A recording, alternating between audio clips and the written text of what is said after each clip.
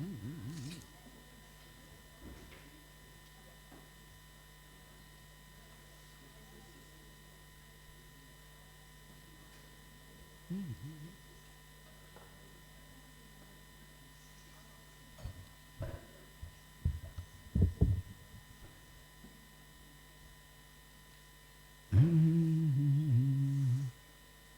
Namo Bhagavate Vasudevaya. Om Namo Bhagavate Vasudevaya. Om Namo Bhagavate Vasudevaya. Jai Shri Gopastami ki. Yes, so this is the special day, Gopastami, special day dedicated to worshipping the cows and Sri Krishna.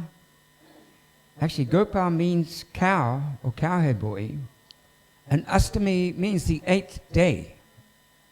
So Gopastami is celebrated on the 8th lunar day of Kartik. And in this day, we know that Krishna became a Gopa, a qualified cowherd boy. Now, before this day, Krishna was a Bhat Sapal, a qualified caretaker of the calves. And this is when he was in his boyhood, 4 to 6 years old. What happened is soon after, little Krishna began walking.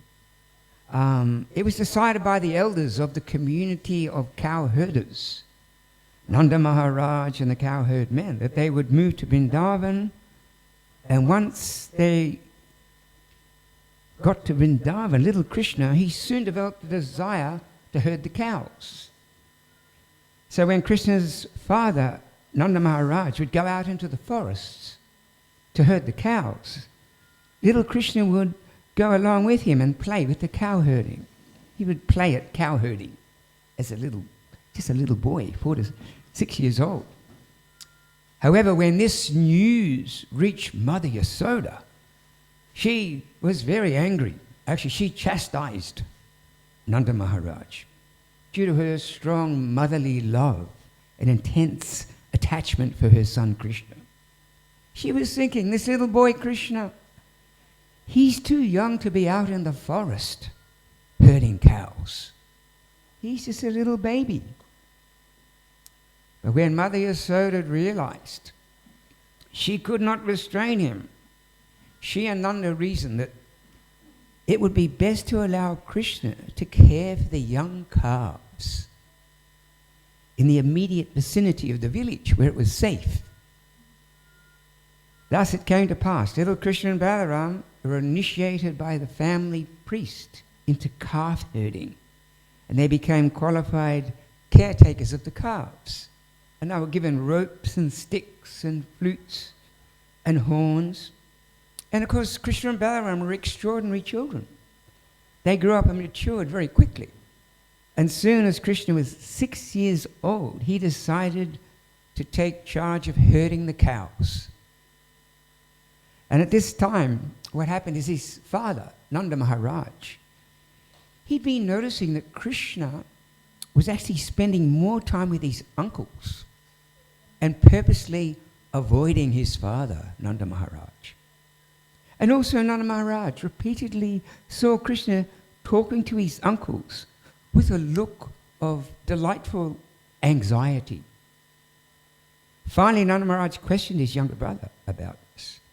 And his younger brother explained that Krishna, he wants to take care of the cows. Yes. And he explained how Krishna and Balaram said that since their infancy had passed and they were growing into young boys, it was now improper for their respected father, Nanda Maharaj, to have to take the cows out to pasture by himself.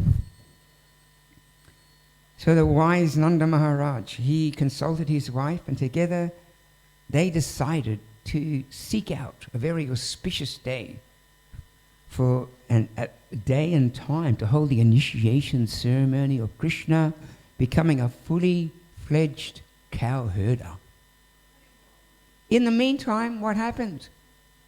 All of Nanda Maharaj's 900,000 cows, they refused to take a step, 1 foot out of the pasturing ground without Krishna. You know, these cows, they just love Krishna so much. Therefore, Nanda Maharaj realized he had to act very fast. Yes. So soon after, the time was set for 3 days. And therefore, announcements were made of this auspicious event. On the actual day, many people started gathering for this occasion, Krishna's cow herding initiation. So on that day, as Krishna Balaram was reading out, Krishna firstly offered respects to the cows, the head priest, the Vedic mantras were chanted, music was sounded. Krishna then washed the cows' feet, fed them sweet fodder from his lotus hand, offered them praise, and he bowed down before the cows, gave a nice gift to the priest. Then Krishna came before his father, Nanda Maharaj, with folded hands, and he received a jeweled cow-herding staff to herd the cows. Then he came before Mother Yasoda, who anointed his forehead with tilak. And then Mother Yasoda said, you know, when you go out into the pasturing ground, she turned to all the cowherd boys. She said, Balaram, you stay in front of Krishna. Subal, you stay behind him. Sriram and Sudama, you stay by his side. And the rest of you cowherd boys, gather around him and protect him. For he is your dearest friend. Yes. She said this while drenching Krishna and his friends with her tears of parental love, deep attachment for Krishna. Now, she was previously actually feeling some grief because she knew full well that as Krishna matured into a young boy, he would soon be insisting on herding the cows, and he would be out in the forest for the whole day. Due to Krishna's mystic potency, his yogamaya potency, we know that Mother Yasoda, the inhabitants of Vrindavan, they don't even know that Krishna is the Supreme Personality of Godhead. They imagine that Krishna, he's just a helpless child. He's just a dear friend. They do not realize that he possesses inconceivable power and energy, which is just unlimited and inexhaustible. And he cannot be possibly conquered by anyone, regardless how powerful they may be. Yes. During the demoniac King Kamsa's reign, we saw so many powerful demons were coming to Vrindavan. And Krishna would daily kill 2 or 3 demons before lunch. And these killing was just mere pleasure excursions for Krishna, performed for the protection and pleasure of his pure devotees. So after telling all the boys, please protect her beloved son Krishna, she embraced Krishna with tears of love in her eyes. So what happened is that at that time, all the cows are nearby, and they were facing the pasturing grounds, if you can picture that. And their sides were like turns towards Krishna. And at that time, Krishna was embracing his mother. He had his back to the cows. So you can see that the cows got their sides to Krishna. They're looking out into the pasturing ground. Krishna's got his back to the cows. He's embracing his mother. Then all at one time, what happened? The cows turned their heads towards Krishna, and simultaneously, Krishna turned his head towards them. Then, as Krishna's eyes met the eyes of the cows, Krishna immediately let go of his mother's embrace and walked off and began herding the cows. So that moment, the moment in which that took place is actually known as Gopastami. That moment. Yes. So now we see Krishna and Balaram, having been given full charge of the cows, would daily traverse Vrindavan, purifying the land with their transcendental footprints. So we see Krishna, he took charge. He took charge of the family Vaishya farming activities. We know that Krishna's brother Balaram, he carries the plough, which represents agriculture. Krishna, he carries a flute, which for calling the cows. So these true transcendental brothers, they represent agriculture and cow protection, which is the very foundation of the Vedic culture and the village life. So we see this in this Goloka Vrindavan, this a planet which is just full of cows, forests, tulsi groves and pure devotees, where Krishna, he relishes the most intimate exchanges of love with his cowherd friends and his family members amidst the simple surroundings of a rural farming community. Yes. So every morning, what happened is Krishna's most intimate friends, these cowherd boys, they would meet up with Balaram. And in a joyful mood, they would stand in the courtyard outside Krishna's house, and they'd call out, "Oh Krishna, wake up, wake up. Come with us, it's time to go to the cowshed to milk the cows." Their mother Yasoda also calls Krishna. "Krishna, your brother and your friends are waiting in the courtyard for you to come and join them, to go to the cowshed."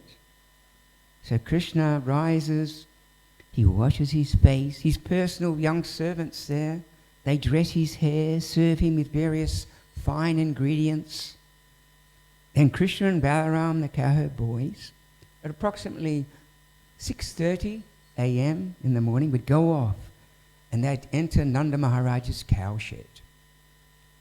And their cowshed is not like our cowshed. Actually, their cowshed, very opulent cowshed in Vrindavan. It is described as enormous golden pillars, pure golden pillars, crystal walls, emerald roof beams, jeweled roof with ruby cap pillars. Yes, a spiritual world. So Krishna's father, he has 900,000 cows, and each cow has a name. You know that Krishna knows the name of each and every one of those 900,000 cows. And when he calls them for milking, they immediately respond by mooing. You know, the cows. Moo. And as the cows come into the cowshed, they would lovingly surround Krishna. And Krishna would lovingly caress them. Then Krishna and the boys would milk the cows, not into plastic buckets like we do, but into pure golden buckets, pure golden pails, while laughing and joking with each other. And of course, at this time, Krishna ensures that each and every cow, every calf, just drinks milk to its full satisfaction. So after milking the cows, Krishna and Balaram return home.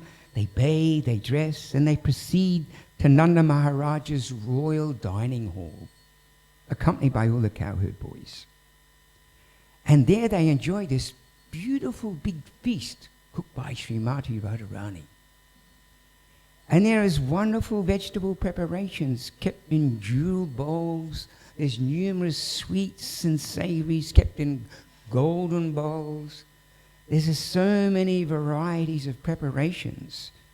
And it's said that in the middle of the table is this golden platter containing this huge mound of rice, which is just dripping with ghee. Yes. So seeing all these wonderful preparations, you know, Krishna, he smiles. And he calls out to his friends, "Eat, eat, don't leave anything behind." So they're all Krishna sitting in the middle, they're all surrounding Krishna. And as they all feasted, Krishna gives immense pleasure to his friends with his sweet words, his funny jokes. And because Krishna knows the favorite food of each of his friends, sometimes, whenever Mother Yasoda wasn't looking, he would remove those items from his plate and playfully toss them to the boys while laughing. You get the Mahaprasadam of Krishna's plate. So after breakfast, at about 8:30 to 11 a.m., Krishna and Balaram, they would take the cows out to graze in the pasturing grounds around Govardhana hill. And they would be garlanded with beautiful forest flowers. They would play their flutes and bugles and enjoy dancing and singing and wrestling and joking with one another. They would play various games such as hide and seek, catch ball with different types of fruits, play all kinds of sports, enjoy snacks of fruits and sweets. In this way, they just enjoyed the beautiful atmosphere of Vrindavan. Actually, in Vrindavan, there's one of Krishna's favorite places there is a beautiful little forest there of kadamba trees called Tir Kadamba. And this place is where Krishna would start his cow herding in the morning.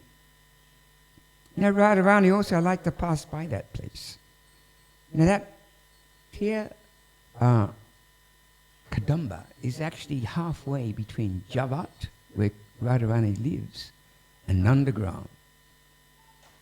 So, Radharani would also like to pass by this place, and she would sometimes shyly pass by with her friends in the morning on her way to cook Krishna's breakfast. And as she passed by, she was just hoping that maybe Krishna would notice her as she passed by. However, Krishna was so totally absorbed in tending the cows and joking with his friends that he wouldn't even notice her. So she would again walk past. And this time, she'd walk very close, making sure that the edge of her sari would brush against him so that he would notice her. And Krishna responded by jokingly twisting the cow's teats so the milk just shot up right into Radharani's beautiful moon-like face. Then she would pull her sari over her head, and in a big huff, she would run off with her gopi friends to Nandagram to cook Krishna's breakfast. Yeah. So many pastimes actually took place there in Tir Kadamba. So in the later afternoon, also Radharani and her friends would pass by that Tir Kadamba again as Krishna was sitting in the tree playing his flute, calling the cows home from the pasture. Actually, she had a wonderful pearl necklace. And by looking at this necklace, it was very polished. And by looking in this necklace, keeping her eyes down like a very chaste girl, she could see Krishna's reflection in it as she walked by. Yes. And she would sometimes play with the necklace, and it would go ping, ping, ping, and all the pearls would fall all over the ground. And then Radharani and the gopis would spend a long time picking up those pearls while stealing sidelong glances at Krishna's beautiful form. It is said that every feature of Krishna's transcendental form is likened to a tidal wave of luscious splendor that just inundates his devotees' senses and just drenches their hearts with unlimited satisfaction. So Maharaj Nanda, he has these 900,000 cows, which actually they're divided into 108 groups, made up of different colored cows, different shaped cows. And, it is said that actually these cows were great demigods and sages who, following the order of Lord Vishnu, appeared in the form of cows and calves to please Krishna during his pastimes, delivering the milk. So to count these 108 groups of cows, Krishna keeps a string of 108 jewel beads on around his neck. And as each group of cows has a leader, so Krishna would call the leader with his flute. Then that particular herd would come running to Krishna. And on arriving, Krishna would touch the herd leader's snout with his hand, then count that herd on his jeweled beads. Yes. And I said that if any cow was missing out of those 900,000 cows, Krishna would lovingly just chase after her, calling her name. You know, Krishna, he just loves these cows. Actually, they said that these cows are like Krishna's pets. And he loves these cows as much as they love him. You know, one day when the cows heard that Krishna had taken a vow that he was going to traverse Vrindavan barefooted, that night, all the cows and bulls, they went out into the pasturing ground, and with their hard iron-like hooves, they smashed all the rocks and pebbles and stones into fine dust, fine powdery dust. They went all over Braj and made this nice soft dust for Krishna to walk on, because they were fearing that, you know, maybe he'll stand on a stone or something and hurt his foot, you know. So Krishna's first business is to give all comfort to the cows and brahmanas. In fact, comfort to the brahmanas is secondary, and comfort to the cows is his first concern.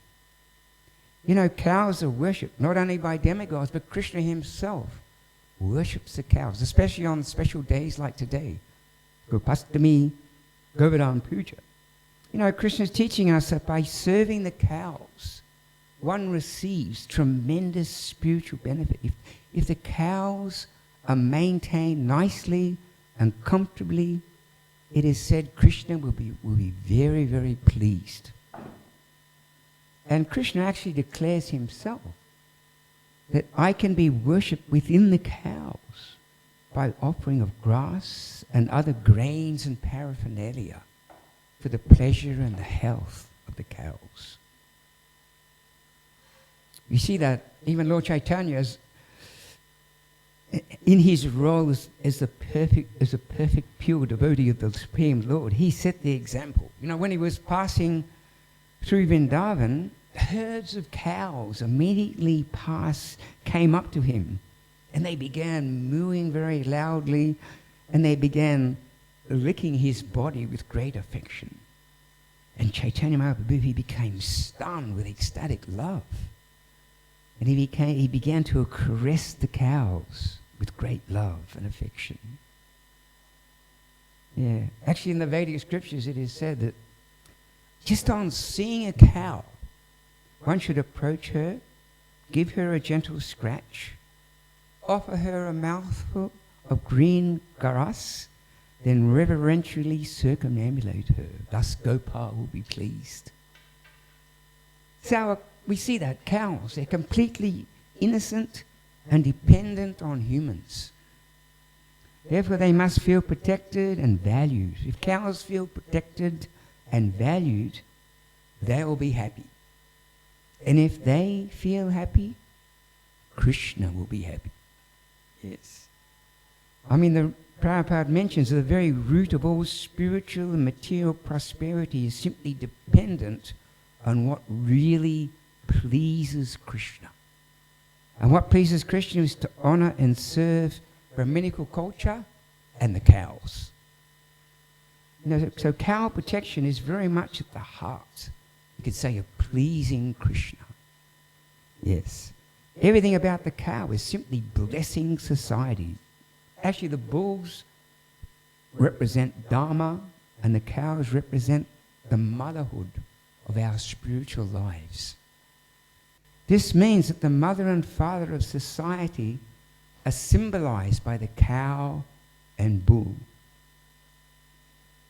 Actually, there's actually even some social reformers back in the, I think it was in the 70s, and they were thinking, from England, they were thinking, why do the Indians consider the cow sacred? And then they were thinking, if the India doesn't start eating the cows will eat India. Then they sent in these reformers to figure out, why do Indians consider the cows sacred? And then when they looked into it, they realized that actually the cow is the most vital natural resource of India. There's millions of 10 million bullock carts which are taking all the produce to the markets. The bulls, they run the irrigation systems, they run the grinders to grind the grains, they plow the fields. They figured out, if you wanted to replace the bullock power, even plowing the fields, you'd need 5 million tractors. Where are you going to get 5 million tractors?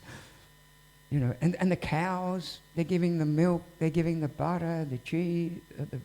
They're providing the cow dung, which they use for the fuel, and different medicines. Yes, the cow, they found the most vital natural resource of India. And there's hundreds and thousands of villages which are just dependent on the cow and the bull for their survival.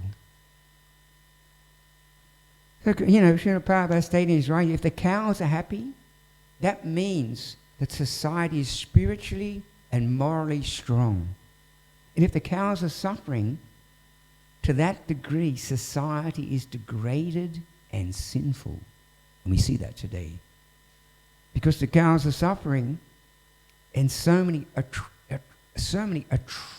if you study what's happening behind the cow industry and the dairy industry, so many atrocities. And a result, as Prabhupada said, the society is degraded and sinful. Now we see that even dairy cows today, they are living more like living milk machines. They're often raised indoors in individual stores, just enough room to stand and lie down with artificial lighting for 16 hours a day.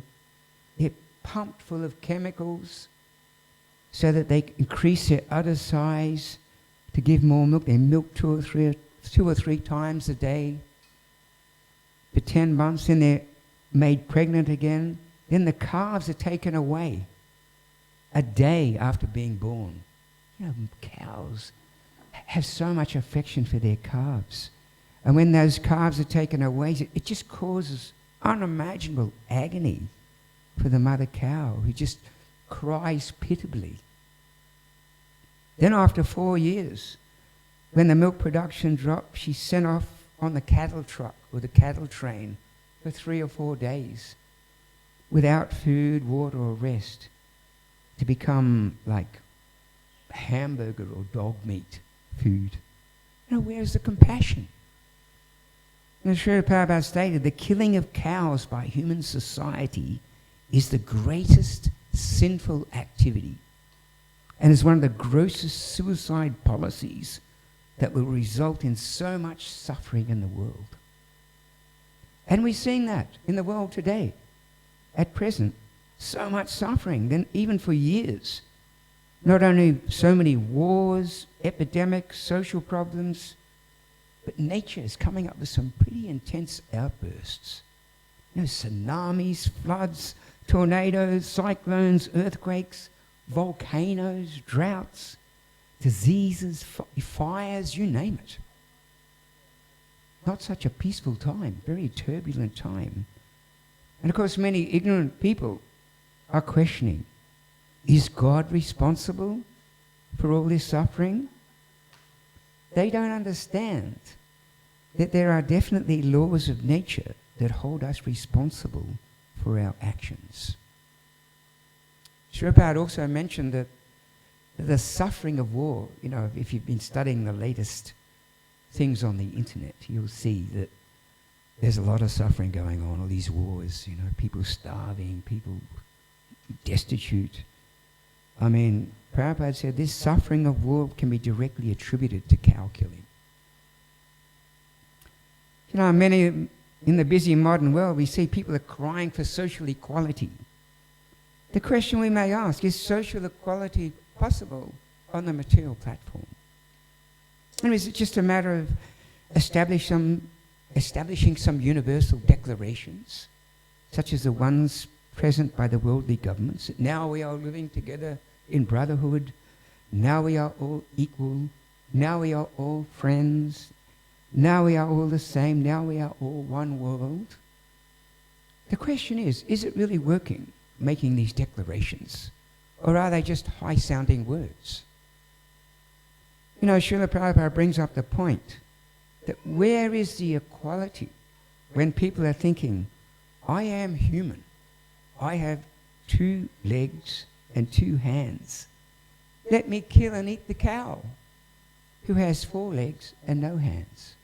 Where is the equality? In the modern world there are laws against cruelty to pets.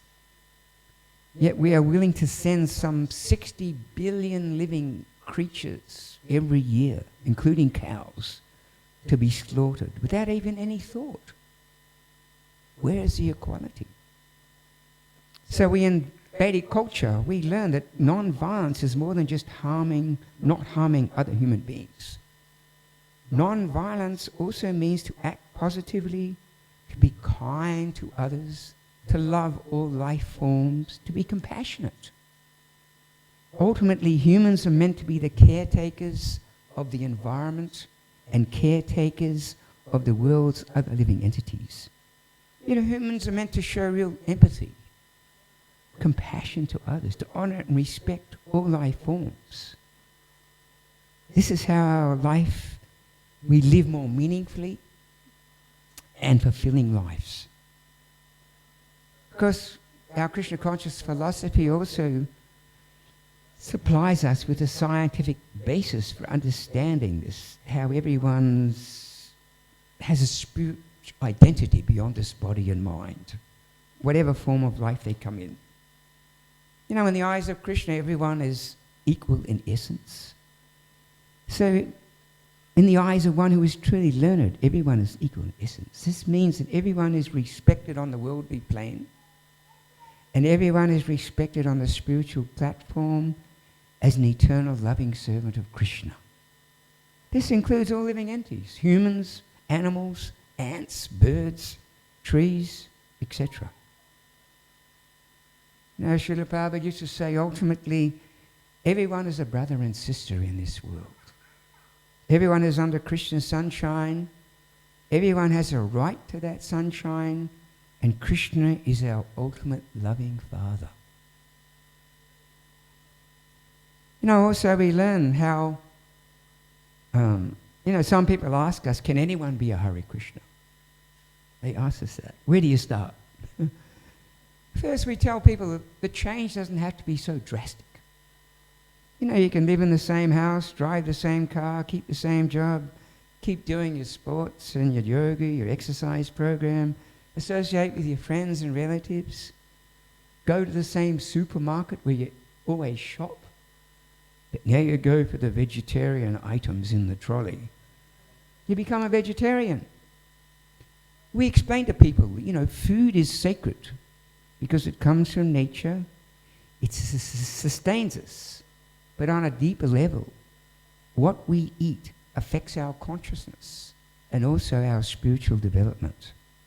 So when we learn to prepare nice vegetarian food with love and devotion for the pleasure of Krishna, that food will uplift us. It'll purify our consciousness. Yes. Prabhupada also went on to say those who are anxious to cultivate the human spirit must turn their attention to this question of cow protection. Only then can the entire world become peaceful, happy, and prosperous. Therefore, Prabhupada said there's a need to an overhaul of the social system and society. Therefore, he's Krishna has given us the Vedic scriptures to guide humanity. And he sends his empowering representatives like Srila Prabhupada to bless us with genuine spiritual understanding. You know, ultimately we're all searching for happiness and fulfillment in life. And Srila Prabhupada, like a caring, loving father, he patiently taught us how to achieve this happiness and fulfillment in life by living the pure spiritual and godly life. Now, he taught us how to live, how to act, what to do, what not to do, how to come to the platform of pure goodness, develop our love and understanding of Krishna, and return to his abode at the end of our life. You know, Srila Prabhupada taught us what other gurus cannot teach. You know what other gurus do not know? He has revealed to us the pastimes of Krishna, which are completely transcendental, like these pastimes of Gopastami.